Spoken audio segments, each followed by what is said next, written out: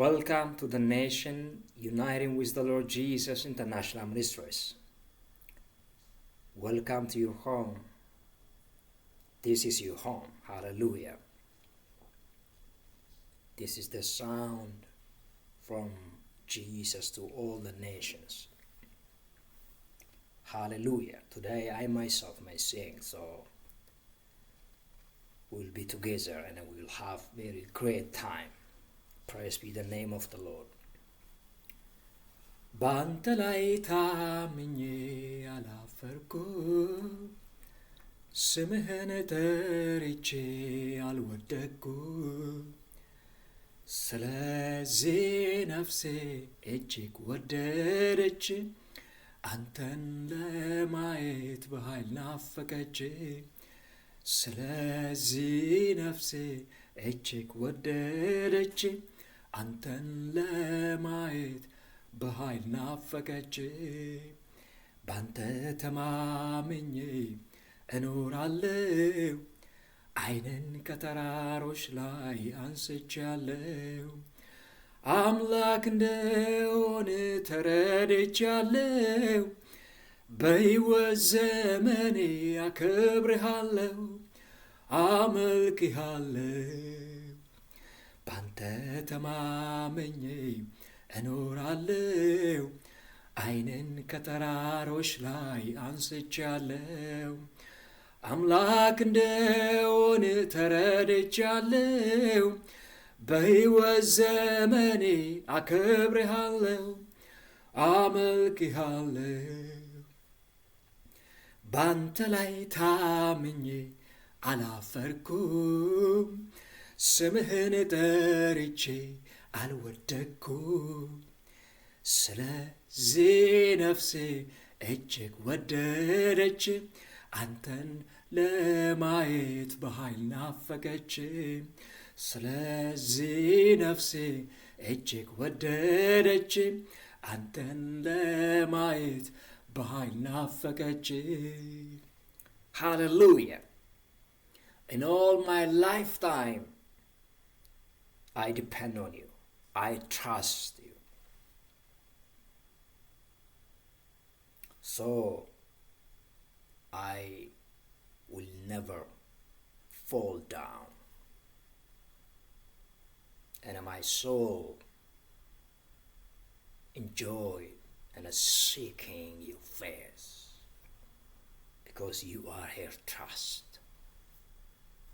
Hallelujah. Praise be the name of the Lord. So today I will teach you, and in the meantime I may sing Hallelujah. Our today's title is God Answers Our Prayer. God answers our prayer, and our subtitle will be God gives us victory. Hallelujah. When we depend on His name, God gives us victory. It is on Psalm 20. Yesterday night I was praying and God gave me starting from Psalm 20, teach my people. So maybe for consecutive weeks time we will share some chapters from this book of Psalm, starting from Psalm 20. Hallelujah. So today we will start with Psalm 20 because God has something special message for you. Hallelujah. Let me first read all the verses and then we will talk on that point. In times of trouble, may the Lord answer your cry. May the name of the God of Jacob keep you safe from all harm. Verse 2. May He send you help from His sanctuary. I'm reading from Psalm chapter 20. And strengthen you from Jerusalem. Some versions say from Zion. Hallelujah. May He remember all your gifts and look favorably on your burnt offerings. Verse 4. May he grant your heart's desires and make all your plans succeed. May we shout for joy when we hear of your victory and raise a victory banner in the name of our God. May the Lord answer all your prayers. Hallelujah. Verse 6. Now I know that the Lord rescues his anointed king. He will answer him from his holy heaven and rescue him by his great power. Verse 7. Some nations boast of their chariots and horses, but we boast in the name of the Lord our God. Verse 8. Those nations will fall down and collapse, those who trust on their chariots and horses. But we will rise up and stand firm. Why? Those who trust, depend on God. That's what it means. Verse 9.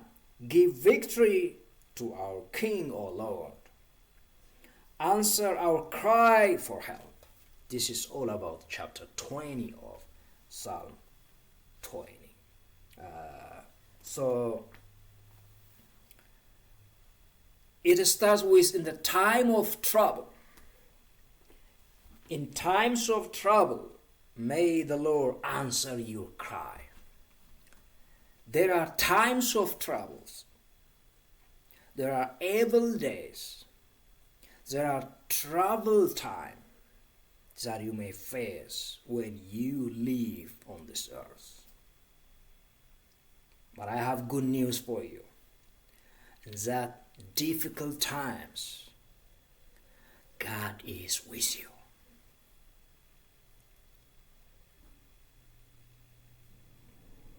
The Lord of the Father of Jacob, hallelujah, he is with you. So we can see Jacob, how he reacted to the question from Pharaoh.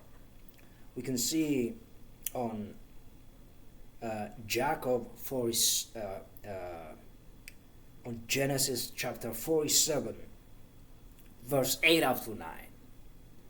When Pharaoh asked him, after Joseph called all his families to come to Egypt, and then he made Jacob to stand on behalf of Pharaoh. And Jacob was asked this question, how old are you? Pharaoh asked him. And Jacob replied, I have traveled this earth for 130 hard years. He passed through challenging times. So, my lifetime, the years I lived on this earth, is full of trouble, hard. I passed through this all hard 130 years. And it's also shorter than my forefathers. That's how he answered. But before he stands in front of Pharaoh, God told him to move, to go to Egypt. Hallelujah. We can read that on Genesis 46. Genesis 46. Let me read that for you. Hallelujah. Genesis 46. So Jacob set out for Egypt with all his possessions And when he came to Beersheba, he offered sacrifice to the God of his father, Isaac. During the night, God spoke to him in a vision. Jacob, Jacob, he called. Here I am, Jacob replied. I am God, the God of your father. The voice said, do not be afraid to go down to Egypt, for there I will make your family into a great nation. Because they entered to Egypt 70. Their numbers is only 70. I will go with you down to Egypt, and I will bring you back again, because the main position all the Israelites will be in Canaan. So I will take you back, but now go there. I will make you a great nation there. Hallelujah. But you will die in Egypt with Joseph attending to you, because he's already old now. And he lived 17 years in Egypt. When he arrived there, he was 130, and he died 140 at 147th year. We can also see Joseph.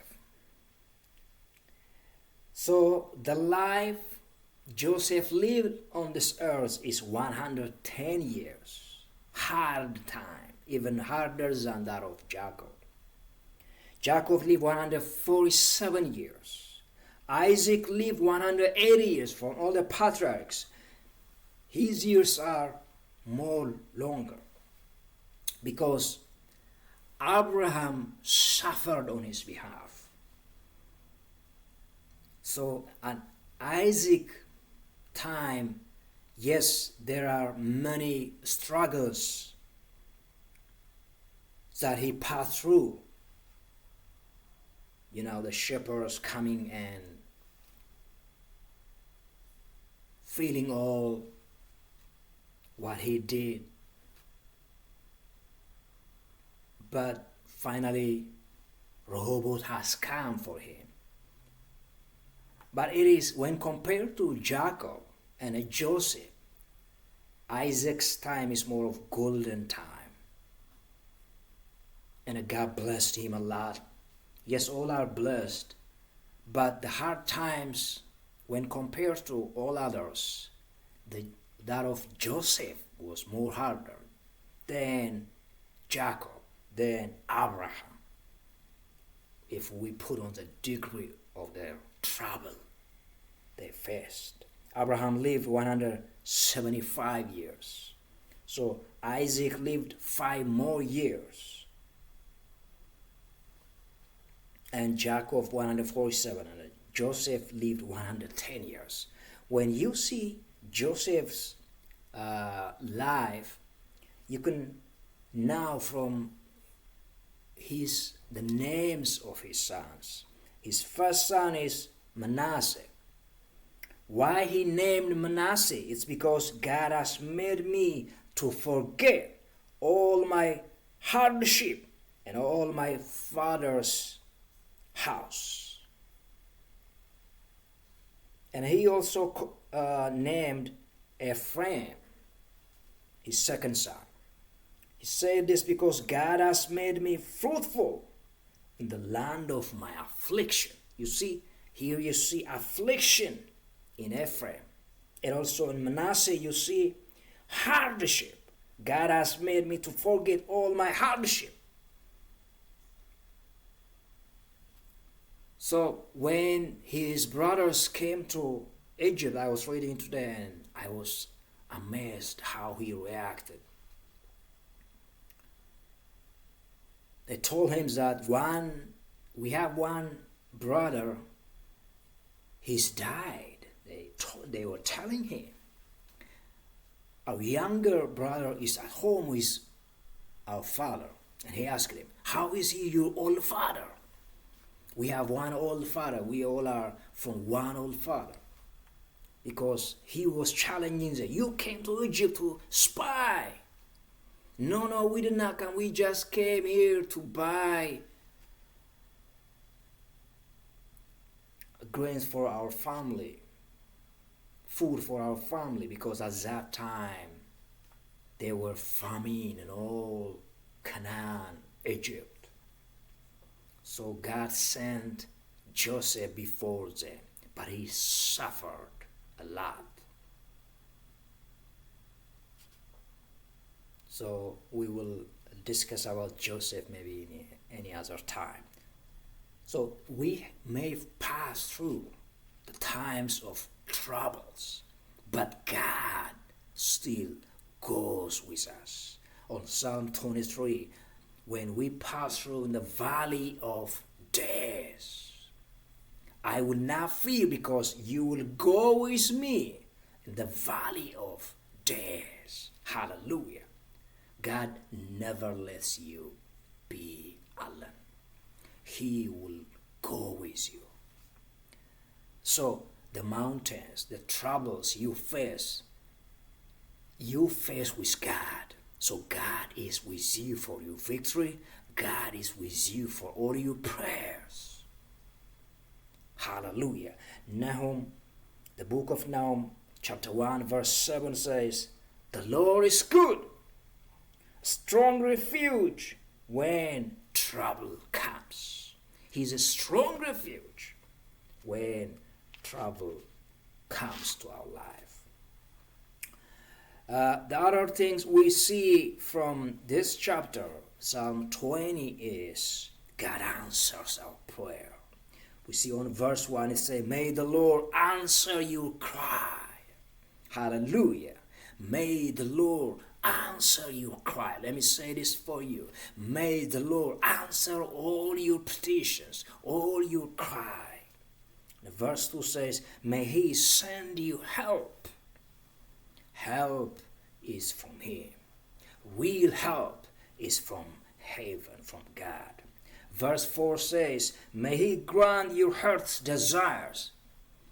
Yes, first we should be in line with his will. And if we pray according to his will, God gives us. So when it says your heart's desire, it's not putting us just to be astray from the will of God. When you are in compliance with his will, your desire is his desire. Your will is his will. May he grant your heart's desire. Again on verse 4 it says, may he make all your plans succeed. That's also victory. We'll see it. Verse 5 says, may the Lord answer all your prayers. And verse 6 says, he will answer him from his holy heaven. Here it assures us that God answers your prayer. He will answer him from his holy heaven. Verse 9, answer our cry for help.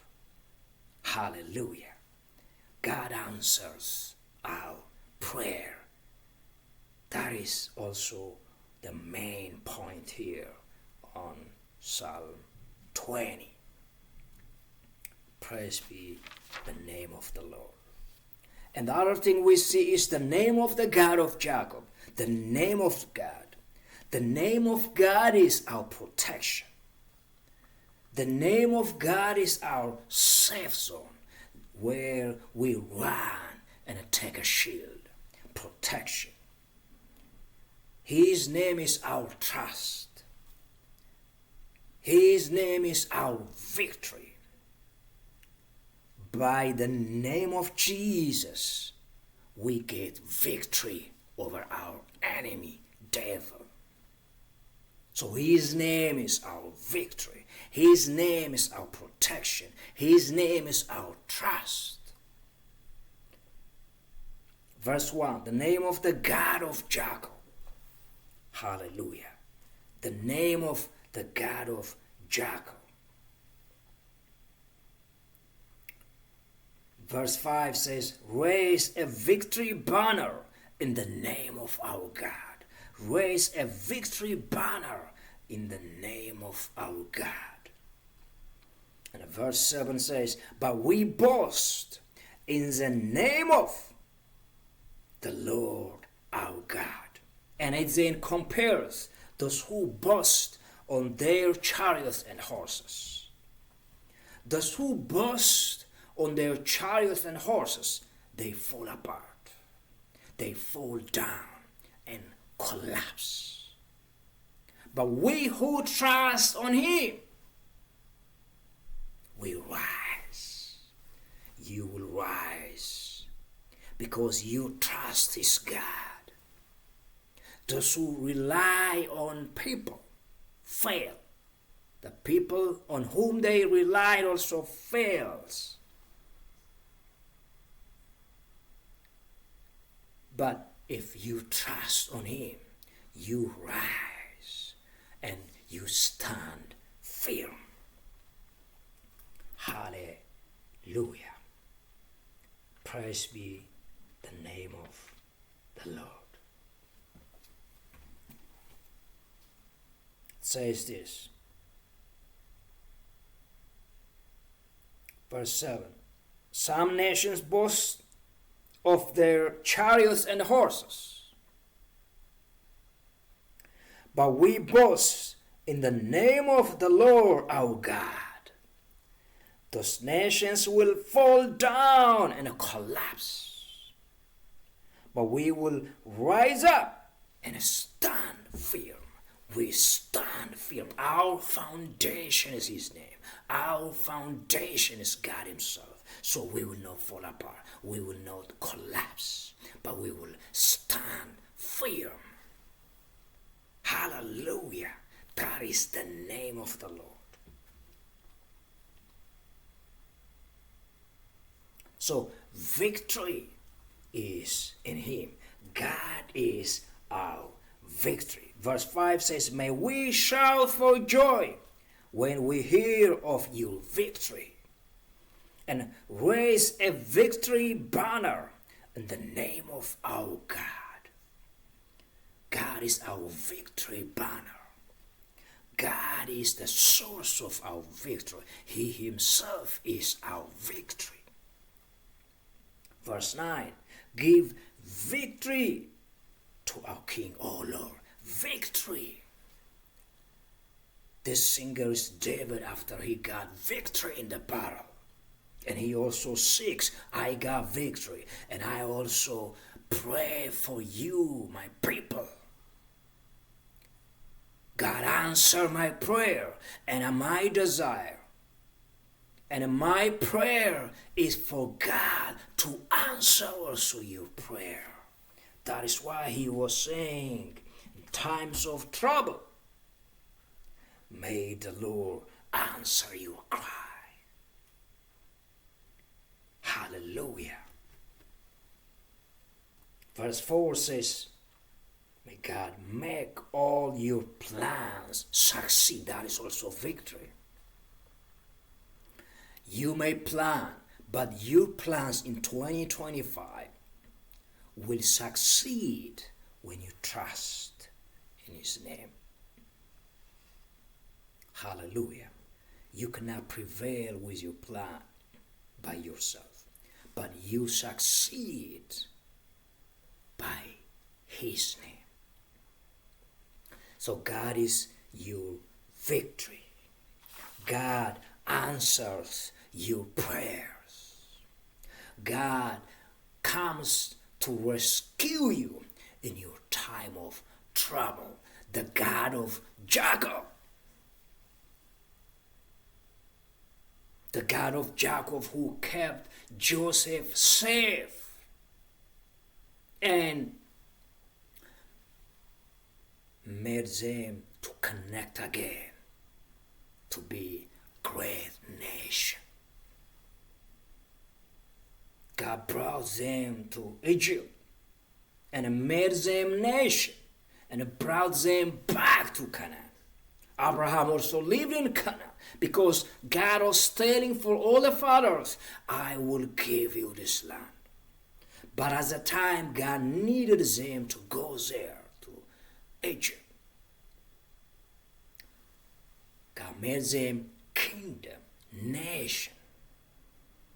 And he led them by Moses to their promised land again.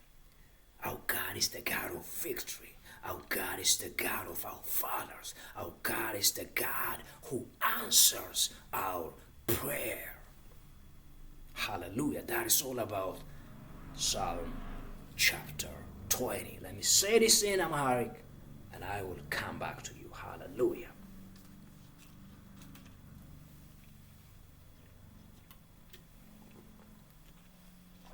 ሃሌሉያ እግዚአብሔር ለዘላለም የተመሰገነ ይሁን። እንግዲህ ዌልካም ብለናቸዋል። The nation uniting with the Lord Jesus International Ministries. እግዚአብሔር መልካም ጊዜ ይሰጠናል። እንግዲህ መሃል ላይ መዝሙር ከመጣ ዘምራለሁ። ዛሬ ራሴው አረጋለሁ። አንዳንዴ እንደዛም መልመድ አለብን። ሃሌሉያ። መዝሙር 20 ላይ ነው ዛሬ የምናየው። ማታ ከጸሎት ላይ ከመዝሙር 20 ጀምሮ ህዝቤን አስተምር ስላለኝ በመዝሙር 20 ላይ ነው የምጀምረው ዛሬ። እንግዲህ እግዚአብሔር ምን ለማድረግ እንዳሰበ በዚህ በመዝሙር 20 ላይ ዛሬ ድንቅ ጊዜ ይኖረናል። በዚህ በመዝሙር 20 ላይ የሚገርማችሁ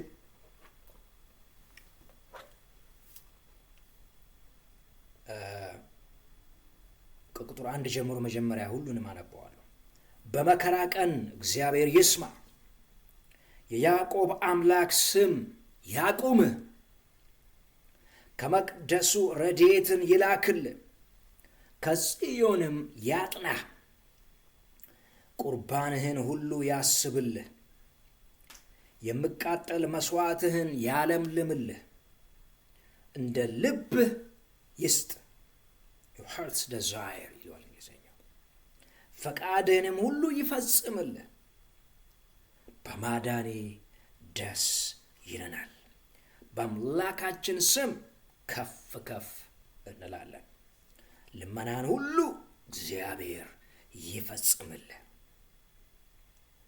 እግዚአብሔር የቀባውን እንዳዳነው ዛሬ አወቅሁ። ከሰማይ መቅደሱ ይመልስለታል፣ በቀኙ ብርታት ማዳን።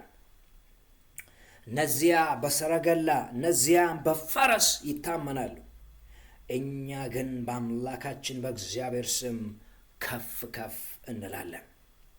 እነርሱ ተሰነካክለው ወደቁ። እነዚያ በፈረስ በሰረገላ ብዛት የሚመኩ ተሰነካክለው ወደቁ፣ እኛ ግን ተነሳን፣ ጸንተንም ቆምን። አቤቱ ንጉሥን አድነው፣ በጠራንህም ቀን ስማን። ሃሌሉያ። በለቅሶ ሸለቆ መሃል በረከት የማታሳጣ እግዚአብሔር የሕግ መምህር ካንተ ኃይልህን አልጣ። ባስጀመርከኝ የሕይወት መንገድ እስከ ፍጻሜ ለመሄድ ማስተዋል ከቶ ሳይከዳኝ ሁልጊዜ በድል ልራመድ። ከምንም ነገር አብልጬ ድምፅህን ልስማ አምላኬ፣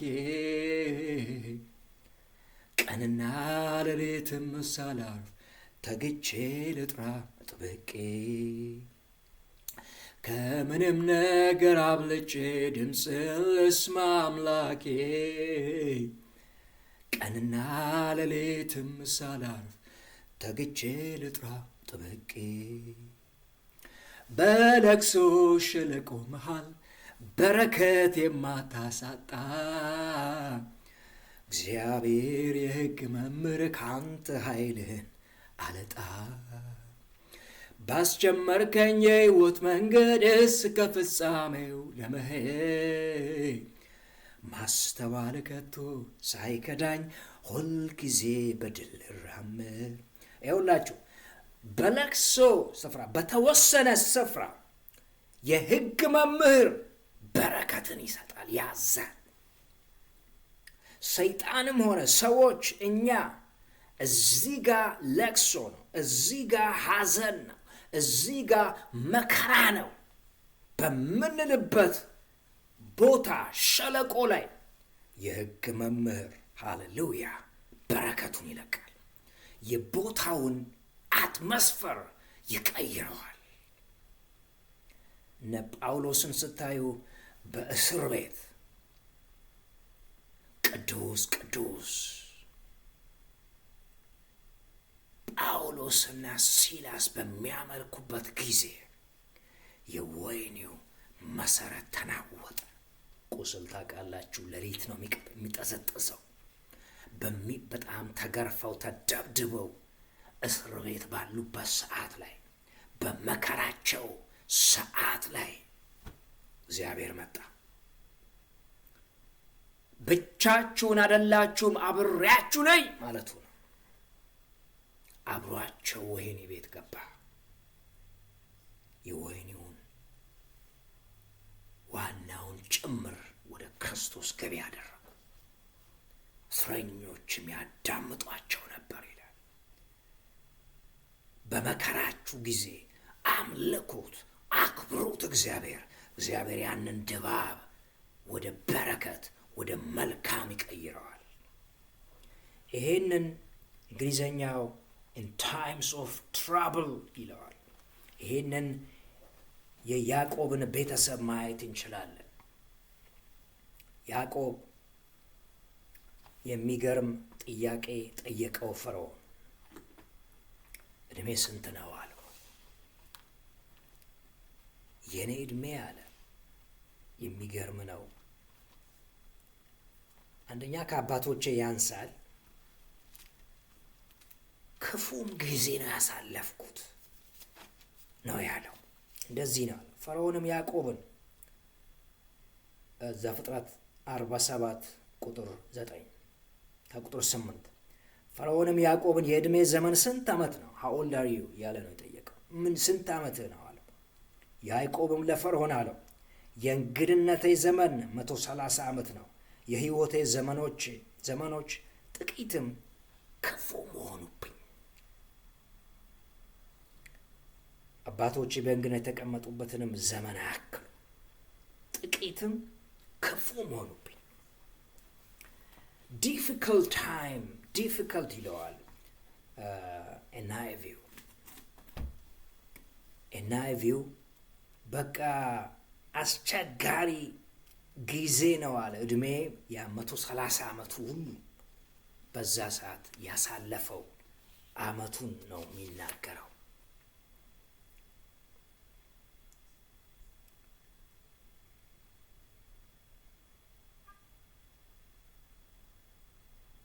እንደዚህ አለ።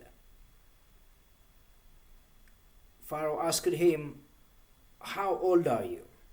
And Jacob said to Pharaoh, NIV-ን አነባዋለሁ።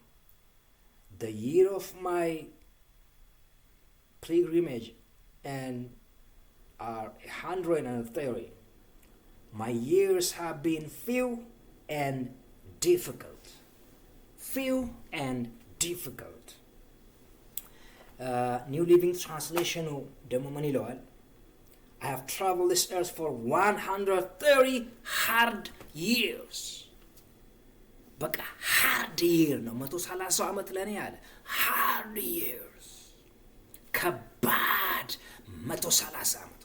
አንዳንዱ ሰው ምንድነው መከራ ከህይወቴ ላይ መቼ ነው የሚሄደው እድሜን ሙሉ የምትሉ የምስራች፣ እግዚአብሔር በዙፋኑ ላይ አለ። ሃሌሉያ። ዮሴፍን ማየት እንችላለን።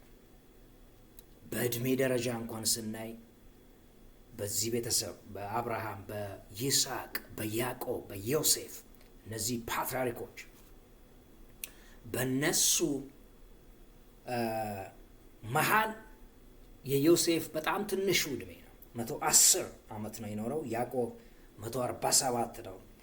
አይዛክ ይስሐቅ 180 ዓመት፣ አብርሃም 175። በተለይ ከሁሉም አባቱ ብዙ ችግሩን መከራውን እየተጋፈጠለት ሚስት እንኳን እሱ ነው ያቀረበለት ለይስሐቅ። ያዕቆብ ታግሎ 7 ዓመት ከዛ ሊያን እየሰጠው ክፉ ሰው ነው ያጋጠመው ያዕቆብ። እናቱ ወንድም ላባ ክፉ ሰው፣ ደሞዜን መዓት 10 ጊዜ ለዋወጠብኝ አለ። በቃ ከልጆቼ ሚስት ለመስጠት 7 ዓመት ተገዛልኝ አለ። 7 ዓመት እንደ ባሪያ አሽቶት የገዛ የእህቱን ልጅ። የሚገርመው ግን ኤሌዘር የሚባለው የይስሐቅ የአብርሃም ባሪያ ለይስሐቅ ሚስት ሊፈልግ ሲሄድ ላባ አስቸጋሪ ሰው ነበርና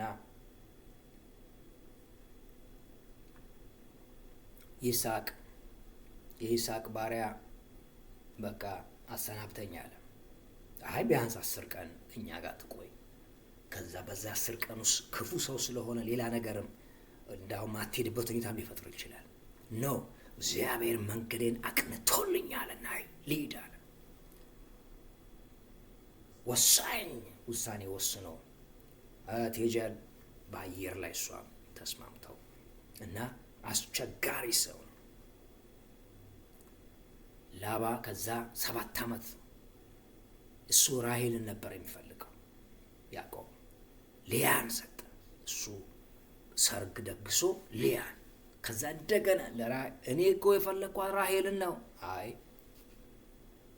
ለራሔል ደግሞ እንደገና 14 ዓመት እና በቃ ዕድሜውን በመከራ በትግል ነው ያሳለፈው።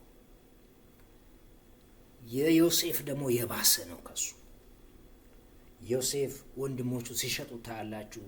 ወንድሞቹ ስለሱ እያጠናው ነበርና 3 ቀን ግዞት ቤትም ከቷቸው ነበር። አክቹዋሊ ማለት ወንድማችሁን ይዛችሁ ትመጣላችሁ እናንተ እንደውም ሰላዮች ናችሁ ሁሉ ብሏቸው ወንድሞቹ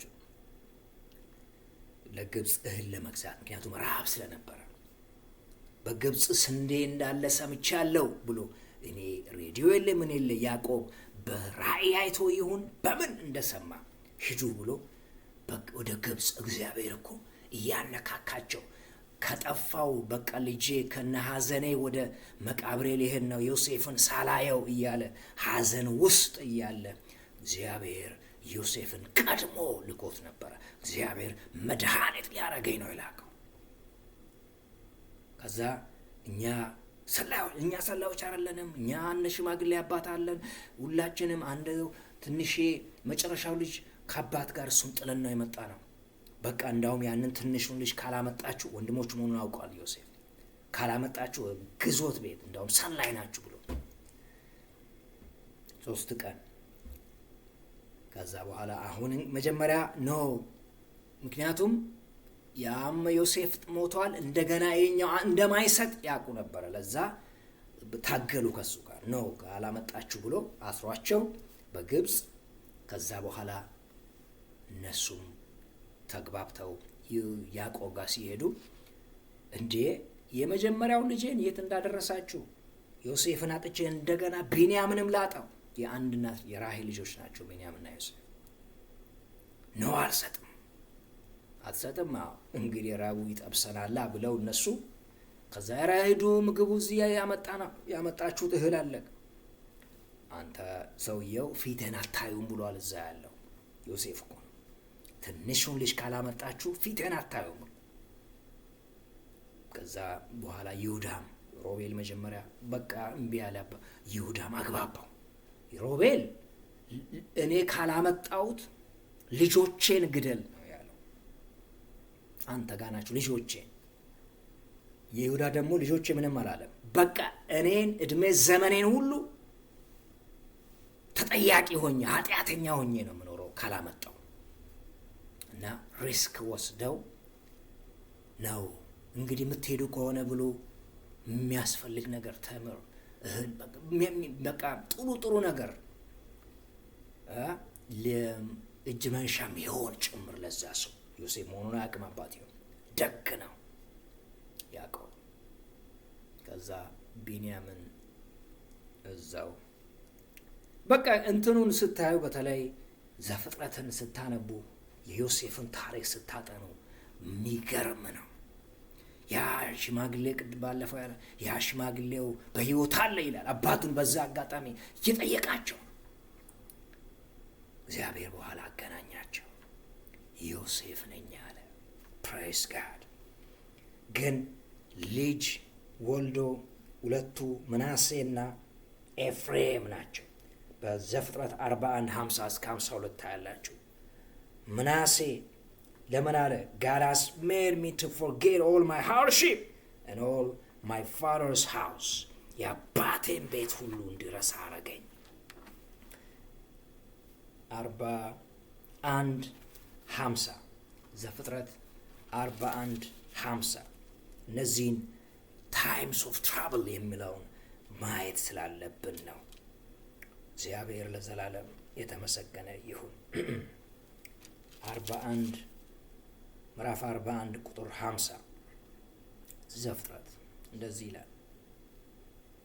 ለዮሴፍም የሄልዮቱ ከተማ ካህን የጶጢፋራ ልጅ አስናት የወለደችለት 2 ልጆች የራብ ዘመን ገና ሳይመጣ ተወለዱለት። ዮሴፍም የበኩር ልጁን ስም ምናሴ ብሎ ጠራው። እንዲህ ስል እግዚአብሔር መከራዬን ሁሉ የአባቴንም ቤት አስረሳኝ። መከራዬን አንዳንድ ታውቃላችሁ፣ ችግርን ያለፋችሁበትን መርሳትም ያስፈልጋል ለአእምሮ ጤንነት። መከራዬን ሁሉ የሁለተኛውንም ስም ኤፍሬም ብሎ ጠራው። እንዲህ ስል እግዚአብሔር በመከራዬ አገር አፈራኝ። በቃ ህይወቱ መከራ። ለዛ አንደኛ ቪዥነርም ነው። የእስራኤልን ልጆች ራምሴ ወይም ጌሴ የሚባል ለአየሩ ምቹ የሆነ ቦታ ላይ እንዲቀመጡ ነው። በግብፅ ምድር ከምድረ በዳ ሁሉ ለምለም ወደ ሆነው ጥሩ አየሩ ተስማሚ የሆነ ቦታ። የግብፅ ሰዎች ደግሞ ይሄ የበግ አርቢ ምናምን ጋር ምግብም አብረው አይበሉም፣ ከዕብራውያንም ጋር አብረው አይበሉም የሚል ታያላችሁ። በጣም አስቸጋሪ ነው። በተለይ 43:32 ላይ የግብፅ ሰዎች ከዕብራውያን ጋር መብላት አይሆንላቸውም ይላል። ንቀት ይመስላል።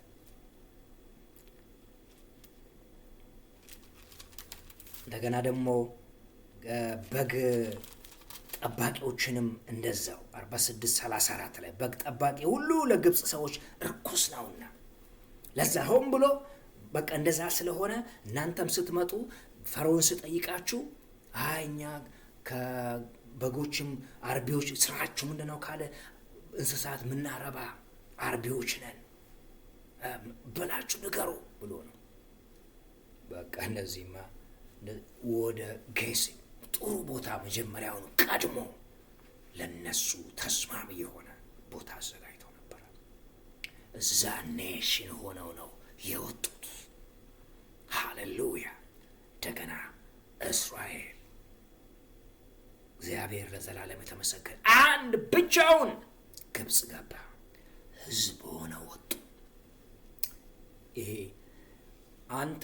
አንቺ በመከራ እንድታልፍ ቢያረግም ህዝብ የሆንሽ እግዚአብሔር እያበዛ ለሌሎች መድኃኒት እያረገ ይሄ ነው የእግዚአብሔር አሰራር። ናሆም 1:7 ላይ እግዚአብሔር መልካም ነው፣ በመከራ ቀንም መሸሸጊያ ነው። ሃሌሉያ። በመከራ ቀንም መሸሸጊያ ነው። መሸሸጊያ ዋሻ፣ መሸሸጊያ ዋሻ፣ መከታ ጋሻችን፣ መከታ ጋሻችን፣ ጦራችን አንተውነ፣ ጦራችን አንተውነ፣ ጠላትን መውጊያችን፣ ጠላትን መውጊያችን፣ አንተ ተዋጊነ፣ ስምም እግዚአብሔር ነው። እንኮራባለን፣ ደስታ ኃይላችን ነው። በግብፅ ባርነት በፈርዖን ግዛት ብርሃን ጨልሞ ሞት በሰፈነበት ሕዝቦች ሲጮኹ ባርነት መሯቸው። አንተነ ተዋግተ ነፃ ያወጣቸው። አንተነ ተዋግተ ነፃ ያወጣቸው። ታደሰሽ መሸሸጊያ፣ በመከራ ቀንም መሸሸጊያ። አንዳንዴ ሕንፃው አልሸሽጋችሁ ይላል። መጀመሪያ ልጄ ሲወለድ ሆስፒታል ዶክተሩ ለባለቤትም ለሱም ከባድ ነው ማለት ነው። በተለይ እሷን ለማትረፍ ነው የምንረባረበው እንጂ ልጄን እንዳታስበው አለ። በቃ ዋጋ አይተርፍም። ምክንያቱም ግፍ እያሉ ወደ ጎን እየሄደ አየርም ትንፋሽ እያጠረው። የሚገርም እኮ ነው ኢትዮጵያ ውስጥ አንዳንዴ ሆስፒታል ላይ ግፍ እያለች እሷ ሄዳ ትተኛለች። ነርሷ ኬር እንኳን አያርጉ። ከዛ እኔ ሁለቱንም ፈልጋለሁ፣ ትግል። ከዛ ይሄ ቃል መጣ፣ እግዚአብሔር መልካም በመከራ ቀን የሆስፒታሉ ህንፃ ይሸሽጋል። እግዚአብሔር ግን በኋላ ላይ ሁለቱንም አተረፈ። ሁለቱም በህይወት። ይሄ የእግዚአብሔር ስራ ነው። እግዚአብሔር በመከራ ቀን መሸሸጊያ እንደሆነ እኔ ምስክር ነኝ ልላችሁ። ከዛ በኋላ የዚህ መዝሙር 20 ላይ እንደዚህ ይላል። ሃሌሉያ! እግዚአብሔር ለዘላለም የተመሰገነ ይሁን። እግዚአብሔር ጸሎትን የሚመልስ አምላክ እንደሆነ ይናገራል። ጸሎት ሰምቶ የሚመልስ አይቶ የሚራራ አምላክ እኔ ሳለሁ አባት እኛ ሳለን። ሃሌሉያ! በመከራ ቀን እግዚአብሔር ይስማ። ፕሬዝ ጋድ! እግዚአብሔር የሚሰማ አምላክ እንደሆነ ቨርስ መጀመሪያው ቁጥር ላይ ምንድን ነው የሚለው? እግዚአብሔር ይስማ ይላል። ቁጥር 2 ላይ ያዕቆብ አምላክ ስም ያቁምህ። እንግሊዝኛው may he send you help፣ ከመቅደስ ወረዴትን ይላክልህ፣ እርዳታን ይላክልህ፣ ይስማህ፣ የጸሎትን መልስ ይስጥህ ነው። የልብህን ፈቃድ እንደ ልብህ ይስጥህ። ይሄም ጸሎትህን። ሃሌሉያ! ቁጥር 4 ላይ አሁንም ቁጥር 4 ላይ ከዛ ምን ይላል? ጸሎትህን ይስማ እንደ ልብህ ይስጥህ ፈቃድንም ሁሉ ይፈጽምልህ የሚለውን he make all your plans succeed፣ እቅዶች ሁሉ succeed እንዲያደርጉ ያርግልህ። ሃሌሉያ! ቁጥር 5 ላይ ደግሞ እንደዚህ ይላል፣ በማዳኔ ደስ ይለናል፣ ልመናን ሁሉ እግዚአብሔር ይፈጽምልህ። may the Lord answer all your prayers ይላል። ጸሎትን ሁሉ እግዚአብሔር ይመልስ ይስማ። ቁጥር 6 ላይ እንደዚህ ይላል፣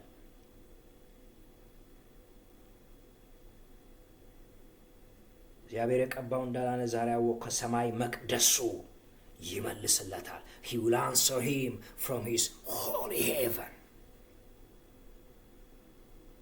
ሃሌሉያ! ቁጥር 9 ላይ ደግሞ እንደዚህ ይላል፣ በጠራንህም ቀን ስማን። ሃሌሉያ! መዓት ጊዜ ነው እግዚአብሔር ጸሎት እንደሚመልስ የሚናገረው። ይስማ። ቁጥር 1 ላይ ይስማ፣ ቁጥር 9 ላይ ስማን። ሃሌሉያ! እግዚአብሔር የሚሰማ አምላክ።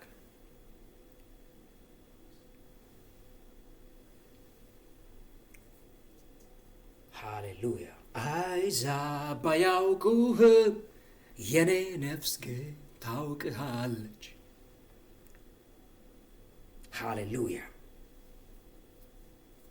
እግዚአብሔር የሚሰማ የኔ እግዚአብሔር የሚናገር የሚሰማ የሚናገር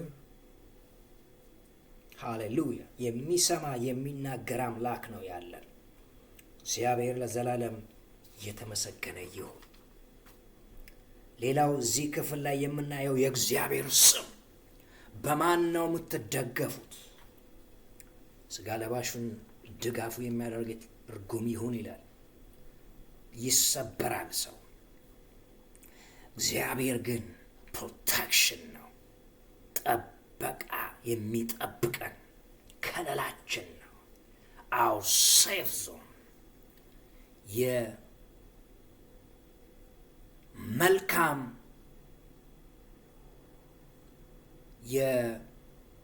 የደህንነት ክልል ነው አምላካችን። ደህንነት ከእግዚአብሔር ስለሆነ ሪፊውጅ ነው እሱ። የምንሸሸግበት መሸሸጊያ ነው። ድጋፋችን የምንታመንበት ነው። እርሱ ድላችንም ነው። ይሄን ነው በተለይ ቁጥር 1 ላይ የምናገረው። ይሄን ነው የያዕቆብ አምላክ ስም ያዕቆብ የሚለውን እዛ ጋር እኛ ግን ተነሳን ጸንተንም ቆምን። ቁጥር 8 ላይ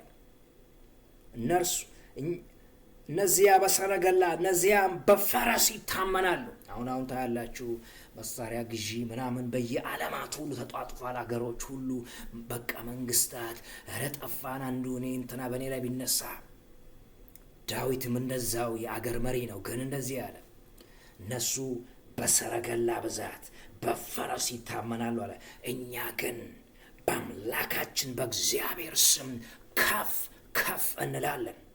እነዚያ በፈረስ በሰረገላ የሚታመኑ እነርሱ ተሰነካክለው ወደቁ፣ እኛ ግን ተነሳን ጸንተንም ቆምን።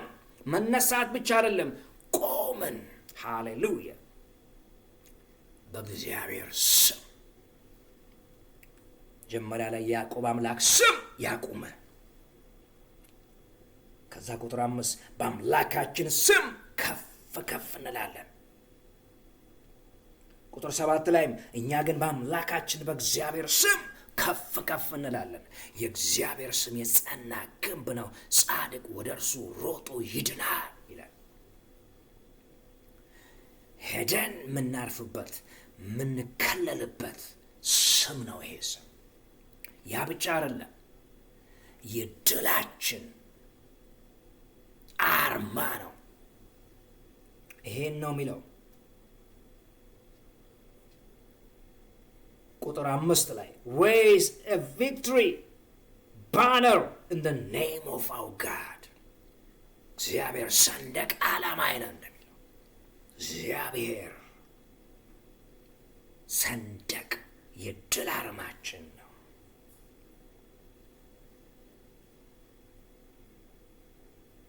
His name keeps us from falling and collapse። ስሙ ከመውደቅ ከመንኮታኮት ከኮላፕስ ከማድረግ ከመድቀቅ ያድናል። የጌታን ስም የሚጠራ ሁሉ ይድናል የሚለው ለዛ ነው። ሃሌሉያ! የሚታደግ ስም ነው ይህ ስም። በዚህ ስም ነው እንግዲህ ድሉ። ዳዊት ድል ካገኘ በጦርነት ድል ከተቀዳጀ በኋላ እኔስ ድል አገኘው፣ ጸሎቴ ተሰምቶልኛል፣ የእናንተንም እንደኔው ይስማችሁ እያለ ህዝቡን ሲባርክ ታያላችሁ። ይሄ የእሱ መዝሙር ነው። እግዚአብሔር ከጽዮን ረድኤቱን ያክል። ጽዮን ባለፈው በፊት አስተምራችኋለሁ። የእግዚአብሔር ፖዚሽን በመንፈሳዊ ዓለም ላይ የእግዚአብሔር ኑሮውን የሚኖርበት በጽዮን ለሚኖረው ለእግዚአብሔር አይደል ያለው በኢሳይያስ 8 ላይ ምልክቶችና ታምራት ነን ይላል ኢየሱስ በትንቢት መንፈስ። ሃሌሉያ! ጽዮን የእግዚአብሔር በመንግስቱ ውስጥ ያለው መቀመጫውን ያሳያል። ሃሌሉያ። ከጽዮን ረድኤቱን ይላክልን። ሃሌሉያ። ቪክትሪ ከእግዚአብሔር ነው። ድል ስለ ድል ሲናገር ታያላችሁ። ቁጥር 5 ላይም ይሄን ነው የሚለው፣ በአምላካችን ስም ከፍ ከፍ እንላለን፣ በማዳኔ ደስ ይለናል ይላል። ይሄ አማርኛው raise a victory banner in the name of our God። ከዛ ቁጥር 9 ላይ አቤቱ ንጉሥን አድነው ቪክትሪ ስጠው ይላል። give victory for our king ይላል ቁጥር 9። ሃሌሉያ። ስለዚህ በመከራችን ቀን የሚታደገን እግዚአብሔር ነው። ዮሴፍን የታደገው ያዕቆብንና አብርሃምን የታደገው ዛሬ ከናንተም ጋር ነው። ጸሎትን የሚሰማ አምላክ። በየትኛውም ጊዜ እርዳታ ስትፈልጉ አይናችሁ ወደሱ ይሁን። አይኖቼን ወደ ተራሮች አነሳው፣ ረዳቴ ከወዴት ይምጣ? ረዳቴ ግን ሰማይና ምድርን ከሰራው ከእግዚአብሔር ዘንድ ነው። ስለዚህ ይሄ ምዕራፍ እግዚአብሔር ጸሎትን የሚመልስ አምላክ እንደሆነ ነው የሚናገረው። እግዚአብሔር ርዕሱም እግዚአብሔር ጸሎትን ይሰማል ይመልሳል። ንዑስ ርዕሳችን እግዚአብሔር ድልን ይሰጠናል። መቼ? በእርሱ በስሙ ስንደገፍ። ሃሌሉያ። እነዚያ ተሰነካክለው ወደቁ፣ እኛ ግን ተነሳን። ወደቁ፣ እኛ ግን ተነሳን። ያዕቆብ አምላክ ስም ያቁምህ ሚለውን እዚህ ጋር ጸንተንም ቆምን። የሚያቆም ሃሌሉያ። በመከራ ቀን እግዚአብሔር ይስማ። ቁጥር 1 ቁጥር 9 በጠራንህም ቀን ስማን። ዛሬ ድልን አግኝቻለሁ፣ ነገም አንተን እንፈልጋለን ነው ነገሩ። ነገም ጩኸታችን ወደ አንተ ነው። አቤቱ እናመሰግንሃለን፣ እናመሰግንሃለን፣ ስምህንም እንጠራለን እንጠራለን። አቤቱ እናመሰግንሃለን፣ እናመሰግንሃለን፣ ስምህንም እንጠራለን እንጠራለን። ከፍ ከፍ አድርገን አንተን አክብረን ታላቅ ስምህን ደጋግመን ጠርተን ምስጋናችን መስዋዕት ወጥቶ ታሸተዋለ ልክ እንደ ሽቱ። አቤቱ እናመሰግንሃለን፣ እናመሰግንሃለን፣ ስምህንም እንጠራለን እንጠራለን። አቤቱ እናመሰግንሃለን፣ እናመሰግንሃለን፣ ስምህንም እንጠራለን እንጠራለን። አቤቱ እናመሰግንሃለን፣ እናመሰግንሃለን፣ ስምህንም እንጠራለን እንጠራለን።